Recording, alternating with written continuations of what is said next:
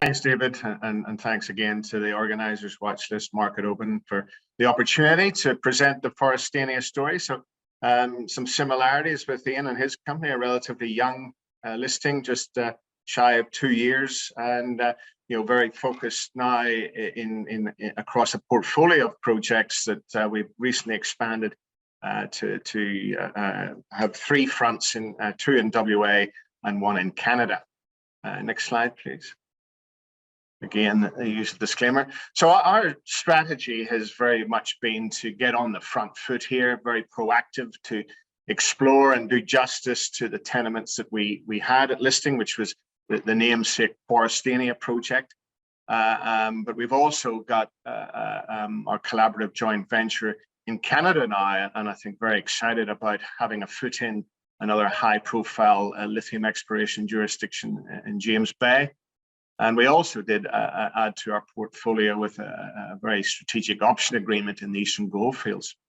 But back to Forrestania for a moment, that's a well-known area, mainly for nickel, but the most recent high-profile discovery, if you like, there has been the Kidman project, the Earl Grey pegmatite, now a joint venture covalent between Wesfarmers and Sucumich. That's a world-class deposit. So that's what attracted this company to get a foothold into that region, predominantly with a lithium focus, but knowing about some of that historical nickel and indeed gold prospectivity. James Bay, as I say, a number of our peers have made their way over there in recent times, I guess buoyed by the success of the likes of Patriot Battery Metals and Winsome and Alchem, who are already mining there. And so, we know we're in the right areas at all of these projects. The geology's right. The prospectivity is real. The geochemistry tells us that. But we've got a lot of work in front of us to do justice to that. And a key word that I heard Ian use a lot was systematic. And that's how we intend to explore all of these projects, to be systematic in everything we do the right things for the right regions in what we know to be the right areas. We will continue to pursue partnerships that add value. And we've shown our willingness to collaborate and indeed to consolidate and optimize our land holding, and we'll continue to do that, very much with the intent to not stand still, to really do justice and again, to put that money into these key targets. Next slide, please. So a closer look at the portfolio in Forrestania in particular, and you'll see that we do sit alongside the Mount Hollands project up in the north there. And then as you come down, we straddle the ground that was Western Areas, now owned by IGO, around what Western Areas were mining at Flying Fox, Spotted Quoll, etc. So there is a lot of historical nickel exploration that has been done here. And very interestingly, when you go back and look at the drill logs, a lot of them contain pegmatite, and in many cases, not even analyzed for lithium. Albeit that in more recent times, Western Areas did drill some interesting holes, and we'll talk about those in a moment. So we do have some near neighbours who I guess you'd describe as major mining houses in their own right. So IGO are there and now have their own focus on lithium. Covalent are progressing the Earl Grey project to construction and commissioning.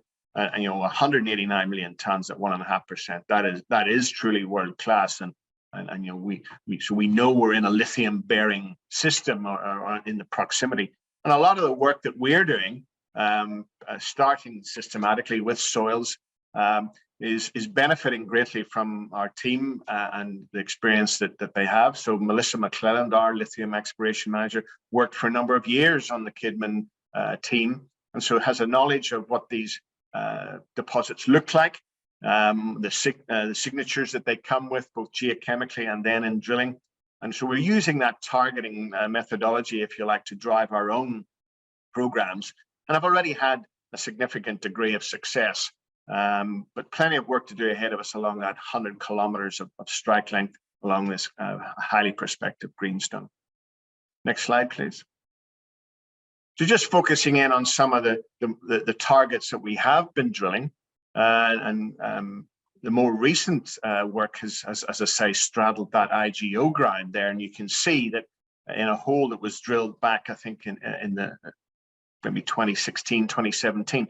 Western area is intersected 50 odd meters at 0.95, and we're just a couple of kilometers away from that at Calypso, and probably less than a kilometer away from that at South Iron Cap East. And those are the results that we put out quite recently of some visuals. Multiple pegmatite intersections, stacked pegmatites at Calypso up to 60 odd meters thick. And then very importantly, the last announcement we made was news of visible spodumene in the drill chips at South Iron Cap East. So again, we know we're in a system that can deliver lithium mineralization here, notwithstanding that not every pegmatite is mineralized. But we're working through, and very much, as I say, enjoying the experience and the knowledge that Melissa brings to I guess define our targeting and to follow up on the results that we're delivering and narrow down those target areas. Again, much as Ian was saying, we genuinely believe we're highly leveraged to the exploration success, and that'll mean that we do end up with some ore grade mineralization. Next slide, please. We already have,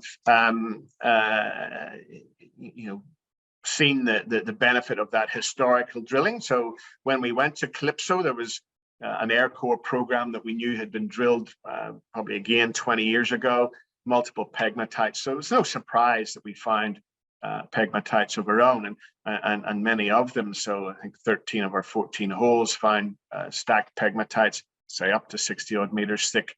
We're eagerly awaiting those assays. And I guess to be clear, though, this was the maiden program that we've done at Calypso. So, finding pegmatite is a success.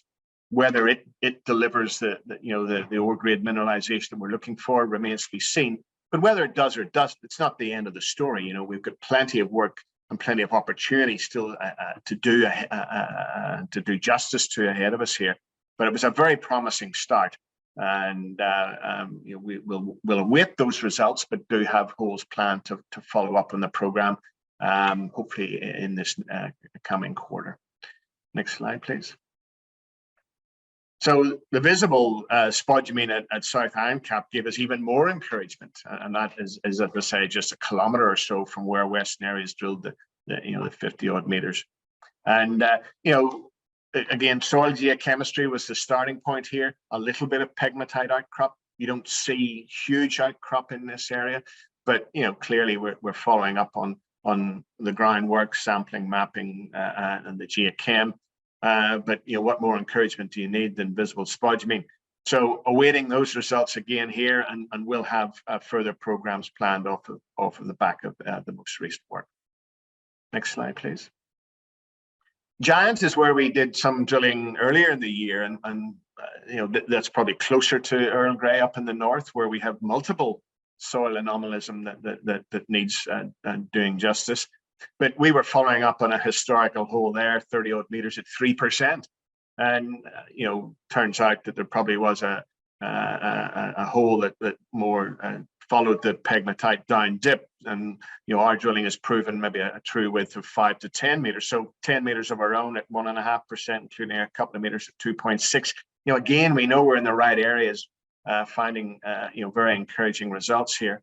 We have drilled along strike at Giant. The pegmatite does look continuous across the breadth of the tenement package, and we again await those results. But again, very, very high levels of optimism about the ongoing prospectivity of that area. Next slide, please. So moving away from Forrestania, which is easily our most advanced project, when I took on this role probably about 4 or 5 months ago, I was reading about almost a deal a week that was being done by our lithium exploration peers.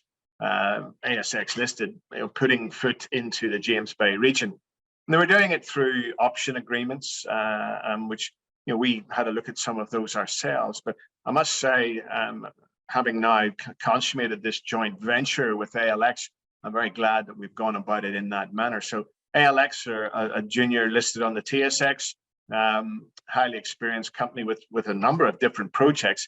But it was this hydro project in the James Bay region that attracted us, and where they were quite openly accepting of a partnership. So we are now already 50-50, having I say, come up with our consideration of cash and shares of about $1 million to achieve that. And we now have 8 separate projects in front of us. You see them there listed: Cobra, Viper, Echo, Sprite, Knight, Volta, and Python East and West. These are greenfields projects, but they're absolutely in the right areas. Again, we're proximal to Corvettes, the Patriot Battery Metals deposit, close to Q2 MEA over in the west there.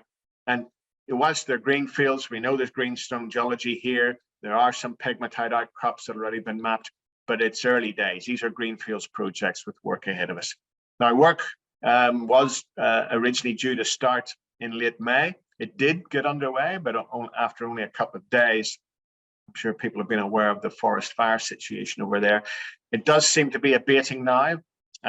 So we have taken a bit of a time out, which has been I guess a highlight for me of the joint venture arrangement, because ALX, our partner, has been very ably, I guess, rejigging our plans over there, working through the logistics.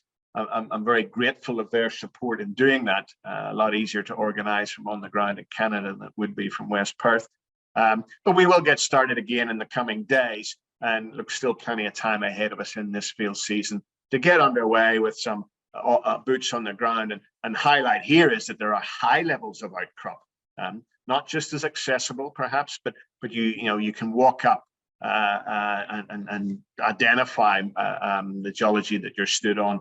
And as I say, we already are aware of multiple pegmatite outcrops, and it's those that we'll focus in on with this initial round of mapping and sampling to hopefully generate our first round of drill targets. Next slide, please.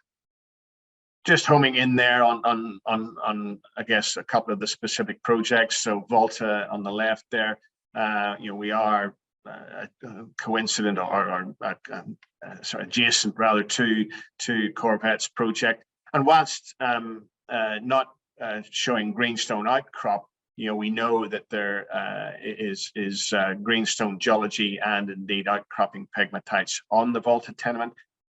Cobra and Viper haven't actually had much work on the ground yet, but again, we're in and around known mineralization at MEA's Q2 Metals MEA project. So got a pretty extensive footprint of greenstone on both of those projects. So it's a bit mouth-watering to think about what lies ahead on these projects, and we look forward to the first round of results from each of them.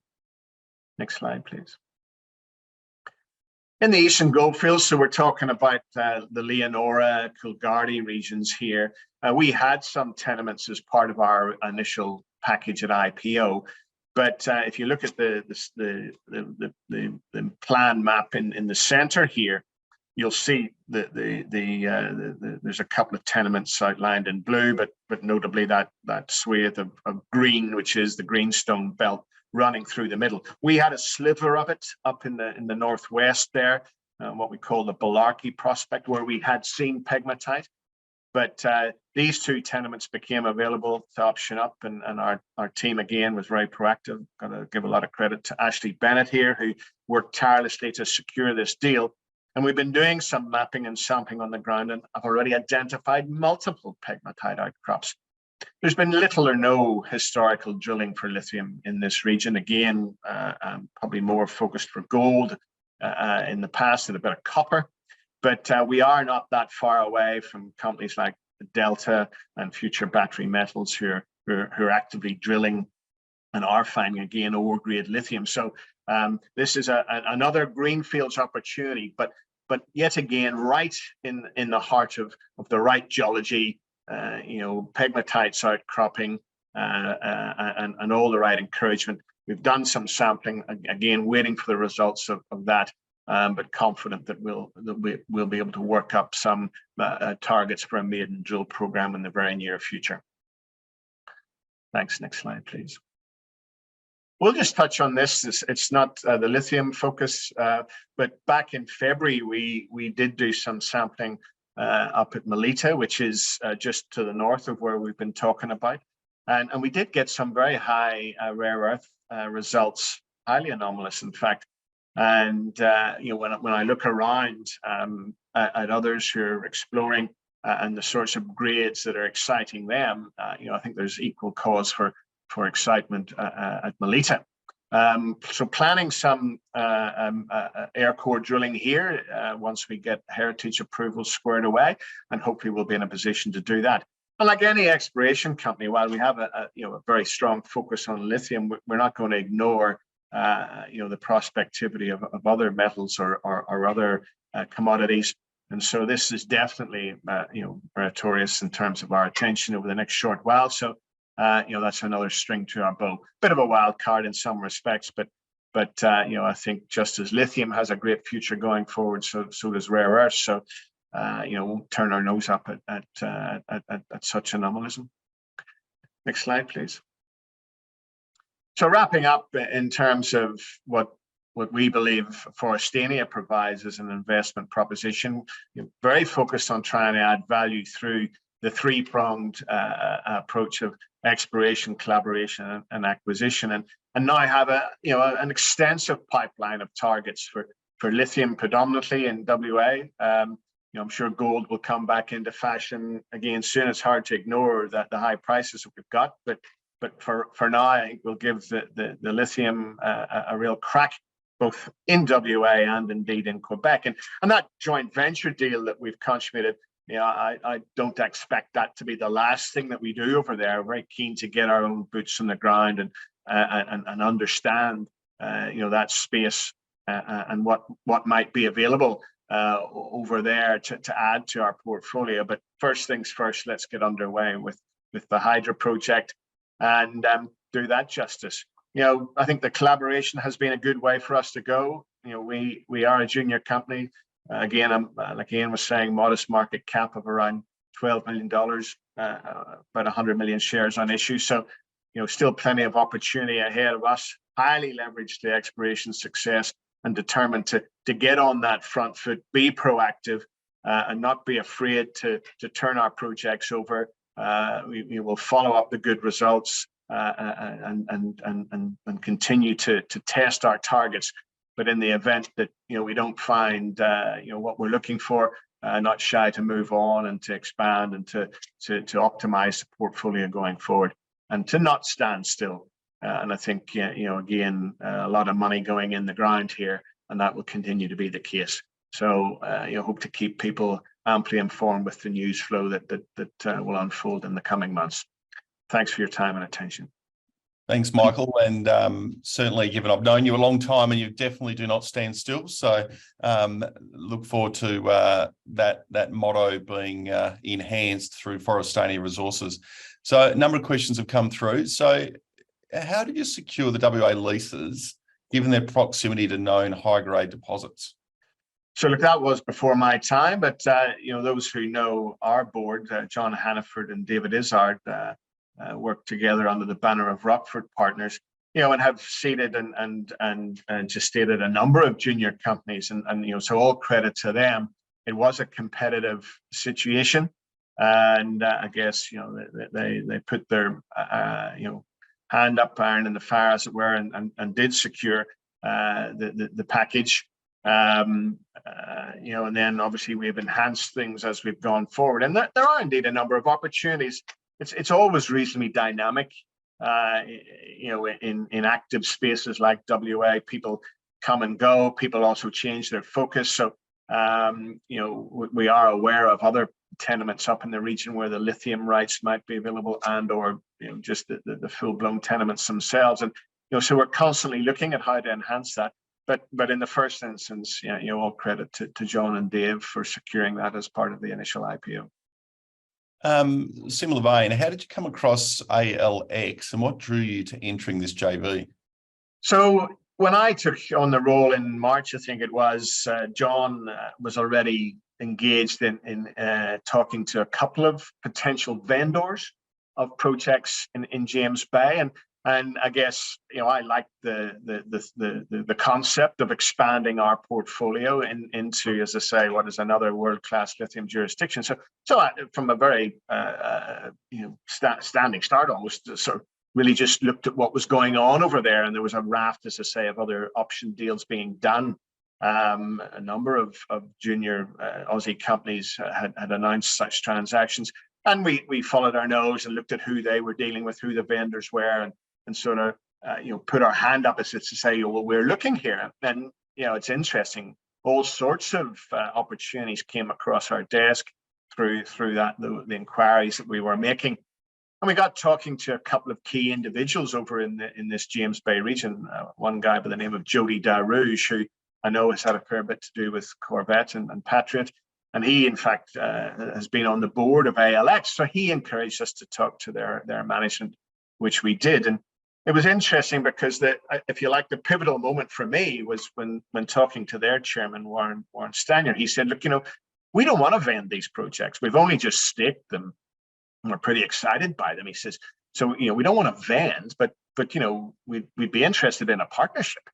And all of a sudden, that started to make a lot of sense to both of us, because when you're dealing with a vendor, they want to sell you something. You got a staged option payment scheme, if you like. But then you got to fund that work yourself. You also have to arrange it logistically and the like. And so, the attraction for us was having a partner on the ground who knew the area, who was able to manage the work and set it up. But he also had the confidence and the belief in the tenements that they wanted to stay involved. So they weren't just saying, "Here you go, you're on your own." So look, it came about very quickly, and I guess you got to trust your gut sometimes in these. I've been over to Canada, I've met Warren now, lovely bloke, and I'm sure they're going to be a very good partner for us as we go forward. And as I say, I think that the structure and the nature of that transaction we're happy with, we're comfortable with, and it's already shown its worth through this tough start that we've all had in through the forest fire season. But look, I think when I looked at all those other option deals, the ground that was on offer was no more advanced than what we're dealing with here. There's a lot of greenfields tenure. It's quite a young lithium exploration space, if you know what I mean. So a lot of opportunity ahead of us and our peers over there. And so it'll be a pretty exciting space to watch over the coming seasons. Well, just on that, partnerships and JVs seem to be a key strategic path you and the board are taking to secure projects and project interests. Why is that? Well, I think it's every opportunity is somewhat unique. And as I say, we've I think landed on a structure that suits us for Canada. We are still very much doing our own thing on our 100% owned projects in WA. There might well be joint venture opportunities down the track as things unfold and as we put a bit more meat on the bone. But I think the value proposition for us in WA is to do justice to that discovery potential ourselves, and then maybe sit back and reflect what might make sense in terms of collaboration or partnerships. But I guess you just got to keep open-minded, and if a deal adds value, adds opportunity, which is what exploration is all about, maximizing your opportunity, giving yourself more chances, more bites at the cherry, as it were.